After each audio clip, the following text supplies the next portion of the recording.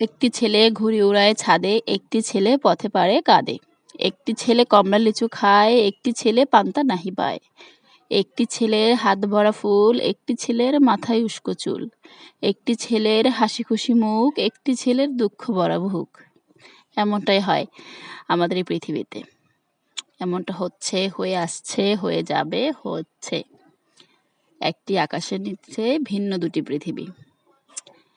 একটি আকাশের নিচে অনেকগুলো পৃথিবী হয়। শুনতে অবাক হলেও সত্য।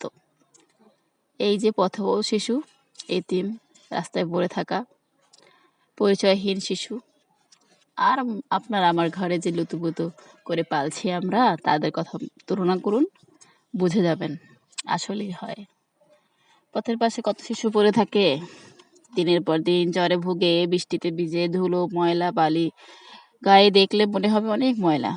বিশ্বাস করেন, এই ময়লা ধুয়ে দেওয়ার মতো কেউ নেই ওদের।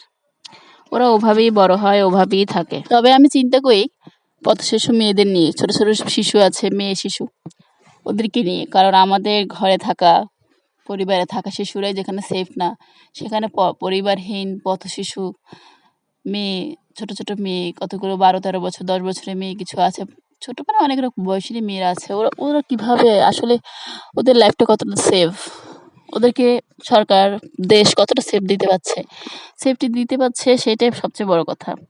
ওই মেয়েগুলো রাস্তায় থাকে, রাস্তায় ঘুমায়। আসলে ওদেরকে নিয়ে আমার চিন্তাটা হচ্ছে এখানে, যে আমাদের শিশুরাই যেখানে সেফ না, যেখানে আছে নিজের বোনের বাড়িতে সেফ রাখলো না, নিজের পরিবারের মধ্যে থেকেও সেফ থাকলো না, সেখানে এই বাচ্চাগুলোর কথা ভাবলে আসলে আতঙ্কে বুক কেঁপে ওঠার মতো। দুনিয়ায় এই যে সাম্যহীনতা, সমান না থাকা দুনিয়ার মানুষের মধ্যে, যে এই যে গরিব ধনী, পথ শিশু, আদরে থাকা শিশু, এইগুলো যদি না থাকতো অনেক ভালো হতো। প্রত্যেকটা শিশু যদি তার পরিবারে থাকতে পারতো, কতই না ভালো হতো। এই পথ শিশু মেয়েগুলো তার পরিবারের কতটা সেফে থাকতে পারতো।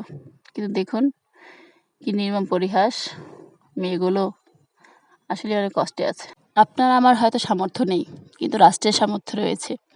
বিভিন্ন এনজিও সংস্থা যারা আসলে মানবাধিকার নিয়ে কাজ করে, শিশু নিয়ে কাজ করে, তাদের তো সামর্থ্য রয়েছে।